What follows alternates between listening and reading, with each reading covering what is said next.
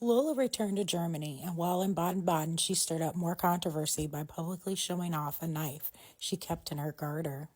In October 1846, she moved to Munich, Germany, the Bavarian capital and the heart of classical music. This is where she would meet and become the downfall of King Ludwig I. He fell head over heels in love with Lola. Lola, always trying to better her position in life, would constantly give the king advice on politics, and the king would often take it.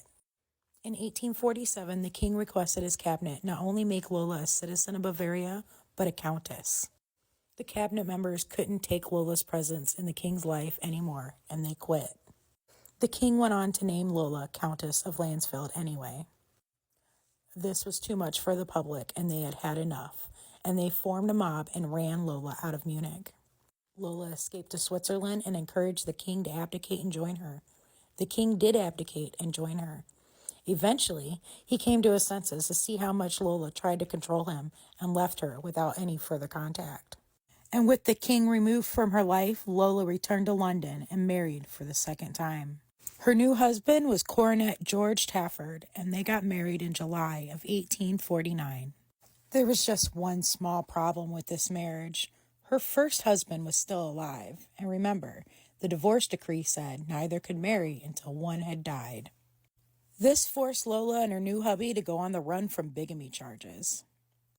But in August of 1850, Lola would find herself alone again. She had been abandoned in Paris by George. Lola, not liking to stay in one place for too long, packed her bags and got on a ship to New York, and she landed there in 1851. She acted and danced in a play about her adventures in Bavaria. All this was done in hopes to persuade audiences that she only did what she did with the king in order to bring liberal reform to the people of Bavaria. This is a page from a diary from somebody that saw Lola on stage, and this is what they had to say. To the Broadway Theater to see Lola Montez, who has come here to make a profit of her, the words are crossed out, notoriety, a dull performance. She excelled neither as a dancer or as hands. I wish I could find the entirety of this article because it's hilarious. There's different stories about her. In one incident, she claims that she's doing this charity for someone and she's with her friend and she sees her on the street. She runs up to her and gives her a hug, and the lady's like, I don't know you. I have no idea who you are. Lola would make her way to California and dance for the miners during the gold rush. Lola married again in 1852 for the third time. Her husband was a newspaper editor named Patrick Purdy Hall.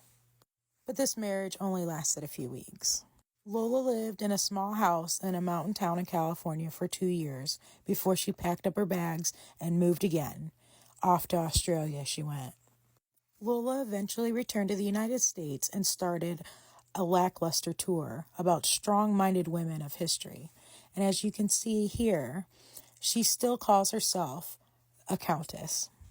At the end of this tour, she moved back to the British Isles, where she tried her hand at running a boarding house. But in the end, she became bankrupt. She then moved back to New York. But in 1860, Lola suffered from a stroke. She caught and succumbed to pneumonia on January 17, 1861. She is buried in Brooklyn, New York, and as you can see, she was buried under her real name.